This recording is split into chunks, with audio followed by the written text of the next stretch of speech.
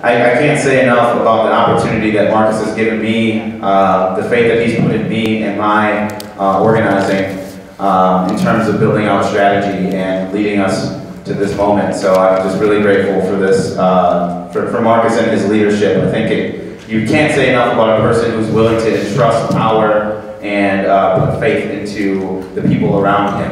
And I think Marcus does that really well. And we're definitely going to need it to win, right? Because none of us can do it alone. It's going to take all of us together. So without further ado, please give it up for the Executive Director of Minnesota NORML, again, Marcus Harris. Thank you, Leo. I wasn't expecting such kind of moving words. Marcus President! No, it isn't that. Mayor Marcus! But once again, I want to thank all of you for joining us today on a Saturday, one of the last decent weather days here in Minnesota. You could have been anywhere, but you chose to be here, and I greatly appreciate it.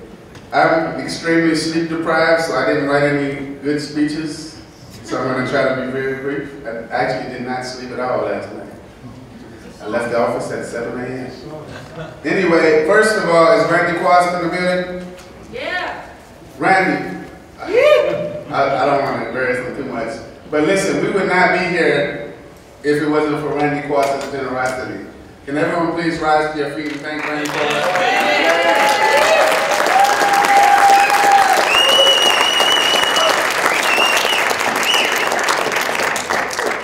He's not getting any tax write-offs for this. He's doing this for all the right reasons. And I want you to thank yourselves. Give yourselves a round of applause. Thank you. There's a lot of people that think legalization in Minnesota is inevitable, and it isn't. It's not going to happen unless we really overwhelm the state legislature. That's why when we talk about building a statewide campaign, we need people from throughout the entire state to become informed, organized, and activated. So it's very moving to see that there's people who drove all the way down here from up north. There's people that drove here from Rochester. I mean, at our office in downtown Minneapolis, we probably had someone from at least half of the cities in the 186 city metro area in our office. At this time, there's probably been no better time in history for this issue. And I've been talking to legislators who are very disconnected, and they try to tell me that Minnesota is not ready. Are we ready? Yeah! A lot of people are afraid to speak out. A lot of people are afraid to say they smoke, or that a lot of people don't smoke, but that they're opposed to their people who do being arrested.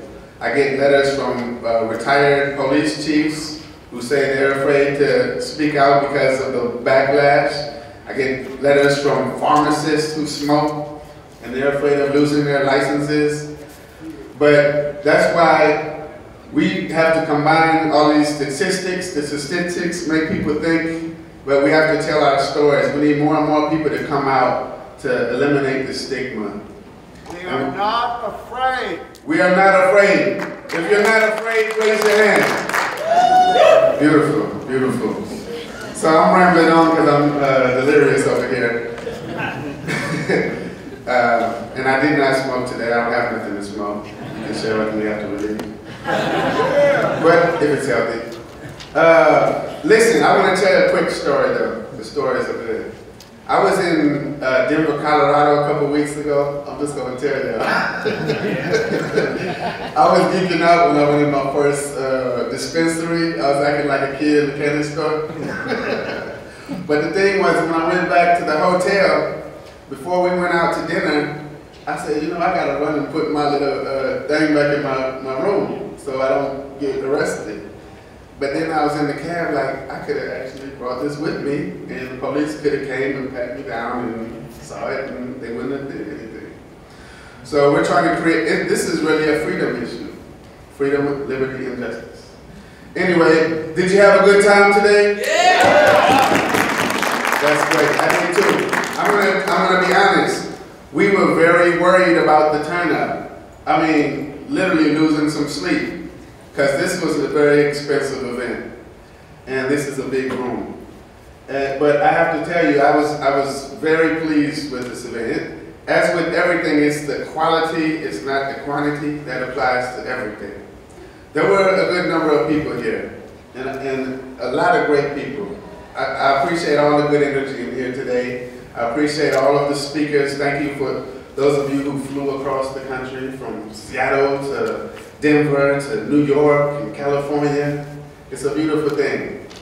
During this last session, I would just like to give all of the speakers a few minutes to give us some closing remarks, and then I would like to open the mic up to the people in the audience.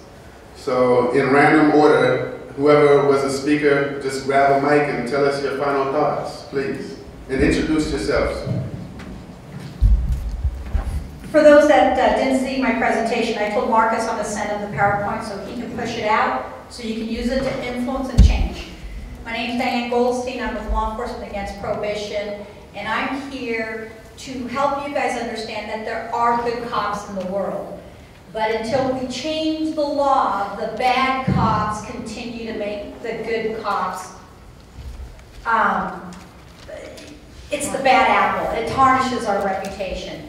So one of the things that, there's two things that I want to briefly say. One of them is that just remember is law enforcement needs to be at the table, and there's a way of creating a safe space for them to recognize that their voice is important in how we regulate, but we can't let them take control.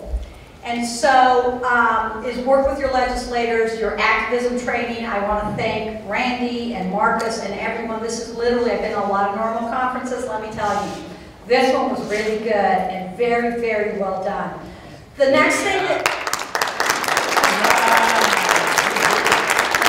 I wanted to talk about, and I don't see as many women here right now, but women in leadership in the cannabis industry, both in activism and as the industry emerges. I actually had the question in my first session today, which was, do you believe that there's sexism in marijuana culture? And what I had to quantify is, she basically asked me the boobs and bongs, the 420 nerves, the kush cocks.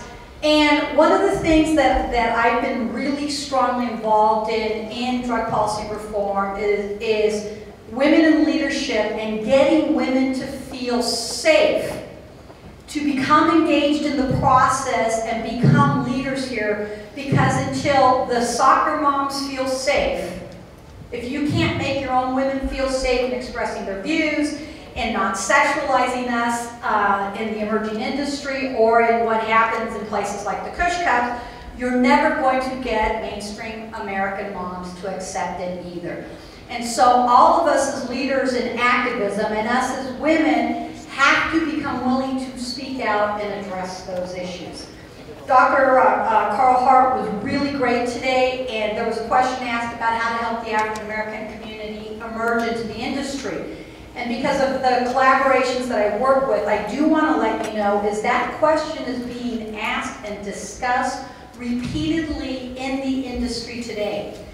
Without naming names and knowing what's going on, because I'm in the process of working with some people, I know that there are organizations that are trying to develop affirmative action policies as the industry comes out in order to basically mentor and bring African American men and women into the industry. And so the other issue is, how do we get people who are going to be in the green rush? You know, we have a lot of people who are money people who are all of a sudden seeing the future of the green rush and how many billions of dollars there potentially is.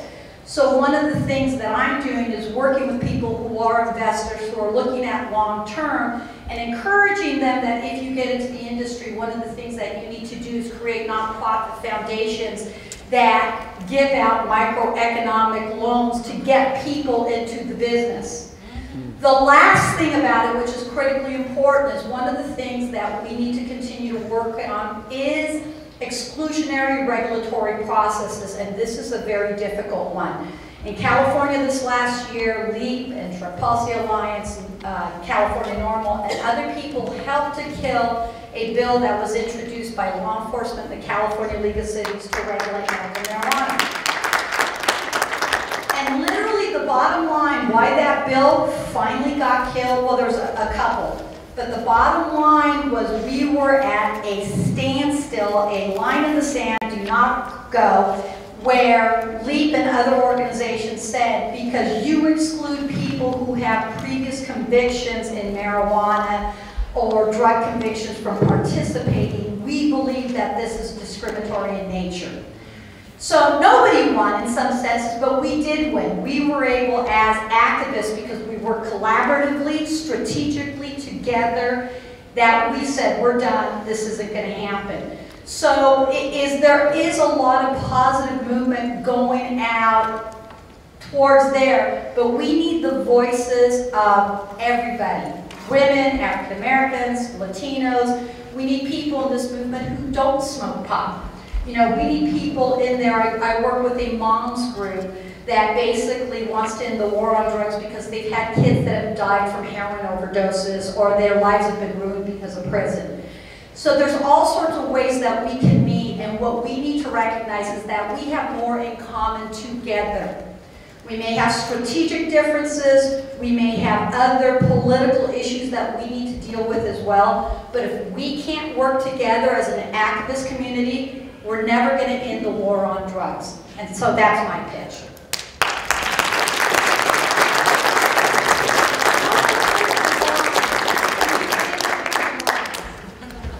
Thank you, Diane. She is awesome. That's all I can say about her. My name is Jeremy Kaufman. I'm with the CPC in Seattle, Washington. I am an impatient first and foremost. I'm an activist second and a business owner third. I could ramble on forever. But really what I wanted to say to you guys is thank you. Washington is a bit ahead of you guys, but that's not necessarily saying anything. We're only a bit ahead of you in a certain facet. The reality for Washington is that in order for this kind of conference to happen in Washington, I've been working since 2009 as an activist. CPC, my organization, was established in 2009. It wasn't until maybe last year that you could put on an event like this and have intelligent, forward-thinking minded people like yourself show up in a room and actually put on an event like this. And that, for me, is something that I want to yell and scream about back home. This is huge. Yeah, seriously, give yourself a hand of round of applause. Absolutely, seriously. This is absolutely inspiring. What you guys are doing here is cutting edge. It really is. You think about the fact that not even half the states in America right now are even dealing with trying to put cannabis legislation on the ballot. And Minnesota has done something amazing. And even though there are some issues with the bill, but they've actually done it. You put it through. You're working it out, and that puts you light years ahead of everybody else. That is absolutely amazing, and it's absolutely inspiring to someone like me. I did not know what to expect coming down here. I've been to a lot of NORML conferences. I've been, like I said, been an activist since 1998. So for me to show up here, I wasn't really sure what to expect, and this has blown my mind. It is absolutely unprecedented. I've been doing speaking gigs all over the country for the last year, and be able to show up. This is like you said. There's no boobs and there's no bongs anywhere in this room. And for a person like me who uses 1,000 milligrams a day, I can tell you how happy that makes me. This is what gives the cannabis industry a new face. This allows us to work together. More importantly, this is what allows you to pass effective legislation. There is power in numbers, and without, yes, one more time, yes. You have to be able to come together. The biggest detriment to the cannabis industry overall is our infighting. It's the fact that we are stronger than the cannabis and the hemp industry are worth trillions and trillions of dollars. And if we get our shit together, pardon my French, all work together, there's nothing that we couldn't get from a legislative standpoint, from a national or even international level that supports cannabis. So what you guys are doing here today is absolutely fantastic. It is actually pretty much light years ahead of what's going on in Washington and Colorado right now. Even though you have sanctioned, regulated industries, you're not having forward-minded thinking people. The reality being you're still selling cannabis as flower. And that is, it's great, but in a way it's actually archaic. It's very old school. The new regime, the new concept behind cannabis is really being able to get quantified, understandable products. It's a new marketplace. It has new jobs. It has new commerce. And that is what everybody here is trying to understand. How to regulate that product, how to deal with your legislators. And the biggest thing that we deal with back home is that you get buried in the minutia. I'm not a politician, but understanding that what we're doing right now is directly affected by politics. And that's not a system that I would even foresee begin to pretend to understand. But what you guys are doing here is something that I've done back home, and I understand the power of it, which is being able to work together and to collaborate. And once again, I commend you guys for doing it. Thank you so much for inspiring me to go back home, get my people off their asses, back to doing this. This is grassroots, and it still is all across the country. So thank you so much. Cheers, everybody.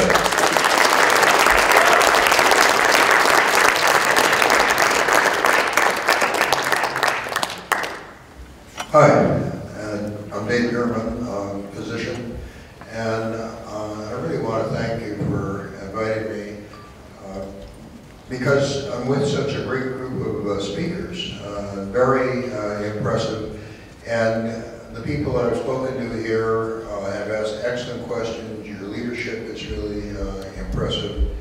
And I think one of the things that I would mention is it's important to be patient and persistent. I'm kind of involved in politics on the local level. By the way, if any of you are interested in politics, you should run for the political office that I hold, which is sewer board director. Nobody comes to the meetings, nobody gives you a hard time, you get paid $200 and you're an elected official. But our representative is considered the nicest person in the House of Representatives. I guess that's not a very high bar to climb nowadays. She's a nurse. She originally was from a small town not far from my small town. I grew up in Rice Lake, Wisconsin, and I always look for ways to connect with people. I was born in Minneapolis, so I would say that. But when I first approached her about marijuana, first off, I thought, gee, I'm probably the only person that's ballsy enough to bring this up. Well, that's just my own egocentric thinking. And she wasn't very receptive to what I had to say. She'd been influenced by law enforcement. And sadly, while LEAP is a fantastic organization, Diane is a fantastic person, too many people in law enforcement are more concerned about their job and think that legalizing marijuana is going to affect their job. And we need to encourage law enforcement to hear from LEAP. And we need to have our legislators hear from LEAP. I have heard several different LEAP members give presentations, and I've never heard one that hasn't been outstanding. And, Dr. Hart, I think he pulled in his punches a little bit, even though, I mean, he was pretty outspoken, but you know, and I know, that racism is much worse than what Dr. Hart talked about. I mean, he knew he was in some ways speaking to the choir here. And, I've written a couple of books that talk about the basis of our drug laws. For years, I tried to figure out a logical basis for our drug laws, and I was baffled. And then I thought, boy, Dave, you are dumb. Why don't you look at it the other way around? You look at other things the other way around. Look for an illogical reason. And then I couldn't stop finding reasons why we have our drug laws. I mean, you got volume 1 out there, that's 300 pages long. Volume 2 is going to come along next month, that's another 300 pages. And that just scratches the surface on the illogic that we have out there. And Dr. Hart's presentation, I mean, you had so many spectacular presentations, but his was great because he said the logic, you cannot buy into the vocabulary of our opponents. You must use your own vocabulary. You must talk about science, and you must know history. You must ask them, well, why did the University of Minnesota teach their pharmacists how to make tincture of cannabis if it's so bad? Why was it in the United States pharmacopoeia from 1854 to 1941? Why does the AMA say that marijuana should be rescheduled? Why did the chief administrative law judge of the FDA say that cannabis was one of the safest therapeutic agents known to man? You might ask these questions. Don't give them the answers. Ask them the questions. Make them think. Make them think. Diane said wonderful things about changing the culture. And one of the things we have to be careful of, and Dr. Grinspoon has talked about this, is the pharmaceuticalization of marijuana.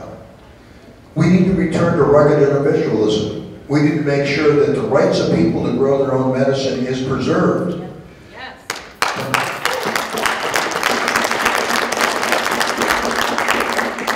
We can make our own booze, so we ought to be able to grow our own marijuana. Yes. And I want to... As long as you don't sell it.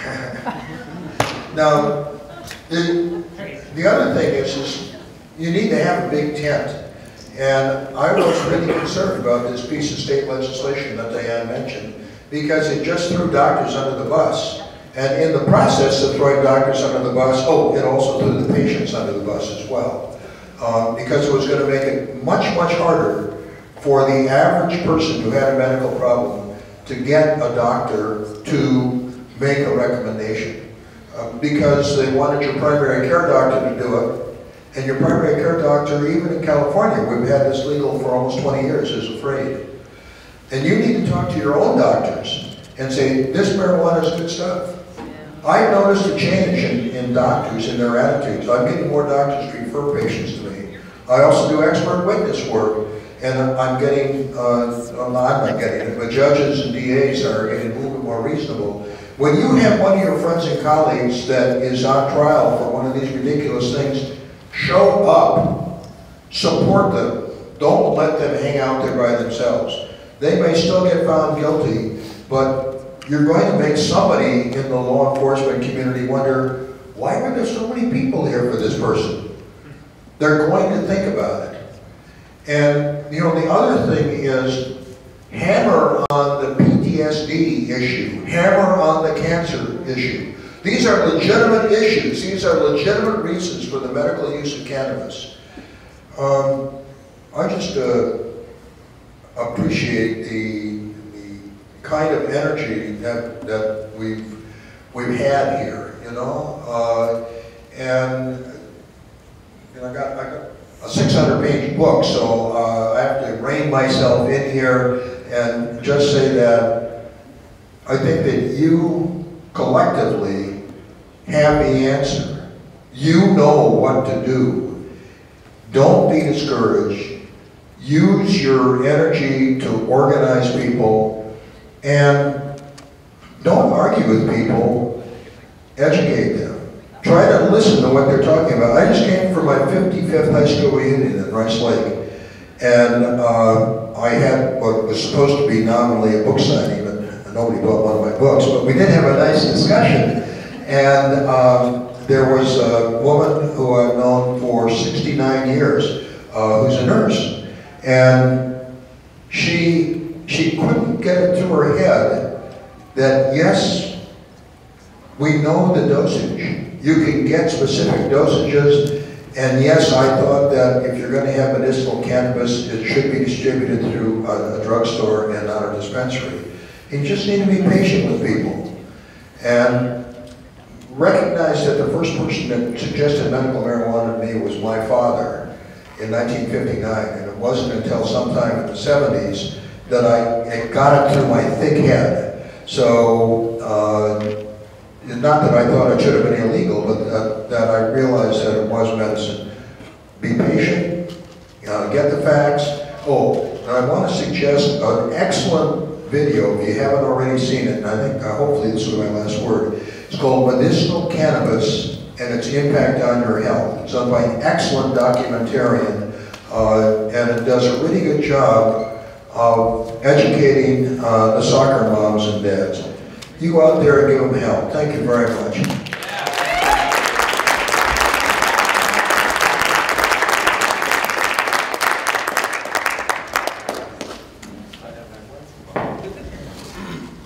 Hey guys, how you guys are doing today? My name is Jalo Carter. I'm from Minnesota. I just want to say, wow, this is amazing. I want to thank Minnesota NORML. You know, I work for the Green Solution in Denver, Colorado, one of the top recreational and medical dispensaries in the state, and as well, you know, we're branching off across the country. So for me, you know, just seeing that Minnesota had a NORML and they were trying to make these steps and moves, you know, this is something, a lot of things you guys are talking about, I know nothing about. You know, my whole aspect on this is really just from ground zero, you know what I mean? And from the people's perspective, the culture of Colorado and how it's okay to have an ounce in your pocket and walk around, how it's illegal to consume in public, but you know, if you're smoking a joint down the street, there's a cop right there in the corner, they're not gonna care, they're not gonna do anything, unless they're having a bad day, so they can still do something about it. But just the culture itself, it's okay to talk about pot, edibles, dabs or wax, concentrates and things like that. So for me, to be able to come home and really kind of help the movement, you know, of making everybody back home aware that it's okay, you know what I mean? And I do believe that Minnesota and Minneapolis, St. Paul, you know, we have a setup where we can handle something like recreational marijuana coming here and all these people moving to Minnesota from all over the world, all over the country to come and work. I think that we can handle that, you know what I mean? With the light rail system, and just the economy in general, you know what I mean? So definitely for me, this is really exciting, and I'm here to tell you guys, you know, I work at and manage one of the top dispensaries. I've seen people from all over the world, you know what I mean, come in just to buy weed, and I also have people come in with cancer, you know what I mean, and going through chemo, and I help them too. So, I mean, I've seen all walks of life, definitely since January, you know what I mean, we've been medical this whole time. So for me, I just want to tell you guys that it's possible, and it's working out there right now, you know what I mean? So this is definitely something that we can do, we can capitalize on it, and I want to thank everybody for coming out here. I learned a lot listening to everybody talk, so for me, you know, it was a change. I got to actually soak something up instead of actually giving people information that come into my shop. You know, I've also done commercial grows. That's kind of my concrete of the industry is commercial grows. So I went from there to the retail just to kind of learn how everything is going. I've heard a lot about race, so I kind of want to touch on that a little bit, you know what I mean? I have a felony, you know what I mean, and it was really hard for me to get a job in Minnesota and in Chicago to work. I couldn't go and work at McDonald's, but I wound up moving to Colorado, and the state of Colorado gave me a badge that says I can go grow, sell, transport marijuana, and it's okay, and I have a felony, you know what I mean? So I really just kind of want to give that message to you guys, you know what I mean? The state of Colorado says, hey, it's fine, if you have a felony, you did your time, it's cool, you can come do this. You know, drug offenses, you know, there's definitely stipulations to that, you know what I mean? But they're definitely for it, and it's okay. You know, there's opportunities for everybody, and once I just kind of got word that Minnesota has an opportunity to do this, and me being a black man, I'm definitely here to tell you guys that there's opportunities for anyone in here that's black or is Hispanic or Asian or anything, and you want to come and work in the industry. You know, there's no funny business going on out there. They're not going to look at you funny. You know what I mean? I have another manager at my shop who's African American. He's from Texas, so he's trying to deal with Texas NORML right now. You know what I mean? So definitely it's possible, guys. You know what I mean? And I work with women. One of my managers is a woman, you know, and we don't give her hard times or anything like that. It's definitely a man's... But you don't have to take a drug test either. Yeah, so you have to come positive. You have to be positive for marijuana. You have to be positive. Like, I'm happy to come out here and work for our shop. You know what I mean? People don't smoke. They don't last too long. I had a lady come. She started at like 11 a.m. and by 3, she didn't come back. You know, she didn't smoke weed. So that's another thing is, you know, it's okay. You know, and no one really cares about, you know, do you smoke weed or you not? You know, as long as you come to work, do your job, don't mess anything up. The state is very serious about batching and reporting and tracking seed to sale. That's what it's all about. That's why it's so easy. You know, in Colorado, it seems so easy is because they have the infrastructure. Seed to sale, tracking, batching, RFID tags on everything.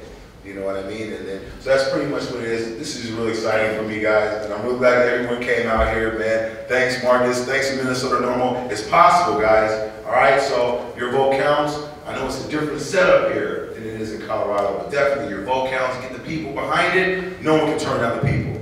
You know, definitely. Yeah. Thank you, guys. Legalize it.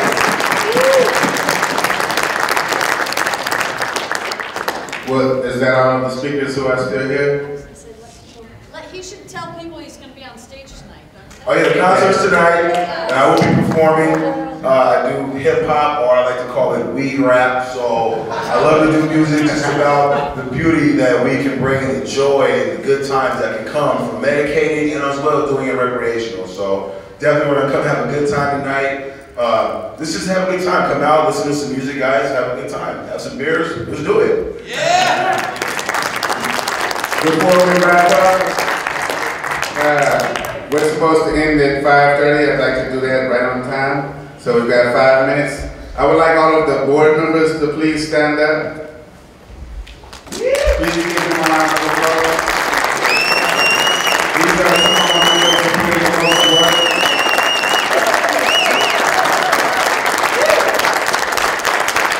Line Break Media. We have a local film company, Line Break Media here. Video recording things that we animate and select these videos so that people who cannot make it will be able to watch this forever. And if you miss the session, you'll be able to watch it too. And we're not charging. We'll post this online. Randy, would you like to say anything? There's a mic right there. Yeah, do it. There. Yes.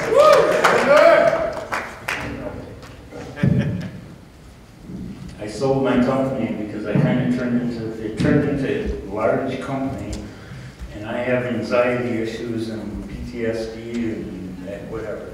But this is what I hate, is standing up in front of crowds and doing this. So, but I'll just say that, you know, we started out 3.5 years ago, and it was me coming back from the NORML conference, and I was just released from probation for a felony offense, because I had 3 ounces in my house, in a locked safe in my locked house, and somebody broke in and stole it, and they were dragging the safe out, and the neighbors caught him and yelled, and he ran and left the safe out in the yard. And I always said, I'd have paid him 10 grand and helped him load it, just get it the hell out of there. But anyway, he left it, and so, you know, after having 15 cops in my house that night, I didn't know what to do, and so I waited to call my attorneys in the morning, and then all of a sudden, you know, they said, well, we have a hard time making just open or take your safe and open it, but we'll talk to our criminal defense and get back to you. And so I was waiting. This was like 9 in the morning, and all of a sudden, this was a rental home. I was going through a divorce. I was renting a house, and all of a sudden, I'm sitting at my office, which is the dining room, and out of the front yard, somebody pops up. They pop up with this automatic rifle and says, "Don't fucking move!" And they came with dogs, and there was like, anyway. So they came with a battering ram. They're going to bang in the door, and I was saying, I'll open the door. You don't have to bash it in. And anyway, so I opened the door, and anyway, I was charged with a felony offense, and that was in 2009. I get the years mixed up. But anyway, I got back, and I just said I want to go public with this, and I want to start with Minnesota NORML. And so we started in January of 2010 is when Minnesota NORML started with, and I had to round up 4 guys because that was the rules of NORML, is that you had to have 5 board members. And it was tough rounding up 4 other members that would sit on the board. But we got the 5, and now we have a contact list of close to 7,000.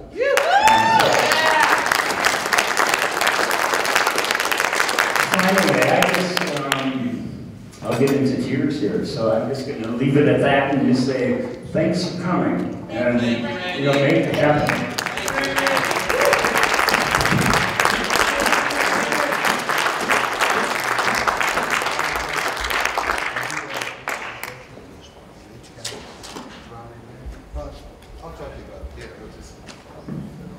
Okay, oh yes, Oliver Steinberg. This is our historian on the board. He's been doing this longer than I've been alive.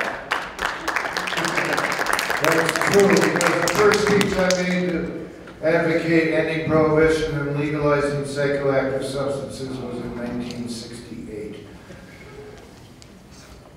This conference is great.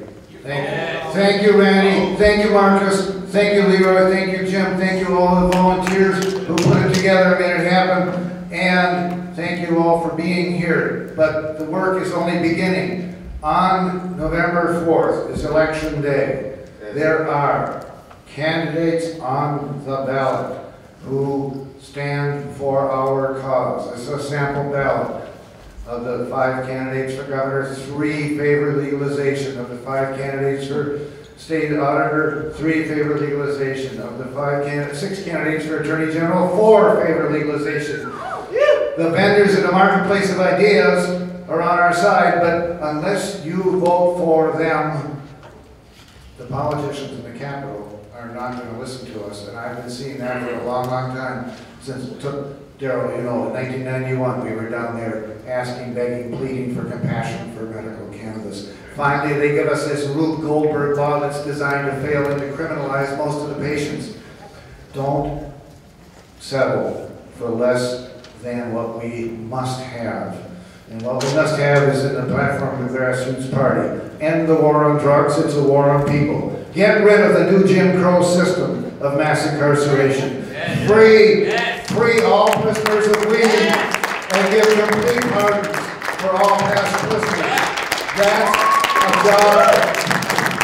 I don't care if they're selling cannabis on every corner, if we haven't got restorative justice for the victims of 80 years of racist prohibition.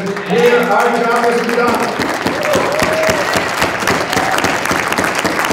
And we certainly can restrict or abolish the routine use of pre-employment drug testing. We will restore civil liberties, end civil forfeiture and for-profit policing if we fight for it and work for it, and we the people have the power to do it. Don't be afraid. Don't be ashamed. We want flower power, and we together can do that. Get your friends out. Tell them this is for real. The opportunity is here. The winds of public opinion have shifted in our favor. But like Marcus said, it's not inevitable. It's not going to happen. It won't drop out of the sky. It won't happen by magic. The narcs aren't going to wake up and have a change of heart. It is up to us. And I hope you will take this conference as a real starting point, and remember it for decades from now, and tell people about it. You were here. You were here. It's like Henry V. Prince Hal was saying, this is St. Crispin's Day, and gentlemen in England, now abed, will think themselves accursed they were not here, and hold their manhoods cheap, whilst any speaks that fought with us upon St. Crispin's Day. Yeah.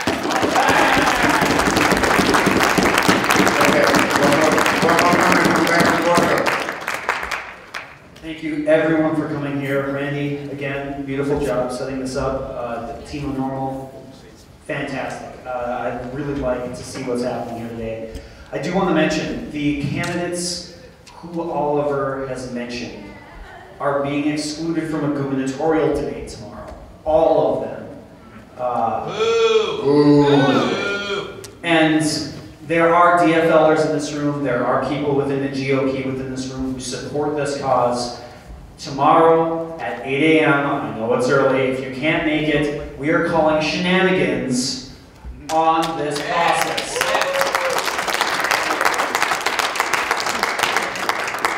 The Independence Party candidate for governor, Hannah Nicollet, will be there. Chris Wright, the grassroots candidate for governor, will be there. And Chris Holbrook, the libertarian candidate for governor, will be there at Hamline University, 8 a.m. outside Class Hall or Class Center. And we would love to see any of you who want to come down and support any of those candidates, or just a voice in this election for this cause. And I appreciate everyone being here today, and I would welcome you to join us tomorrow and have your voices heard, because this is a once-in-a-lifetime opportunity to make sure that we hold the people who are in positions and power accountable for not just the corporate interests, but also the interests of the people who are involved in this movement. So thank you. Thank you very much. Okay, it's been a great time. You don't have to go home, but you gotta get out of here. Can we legalize in Minnesota?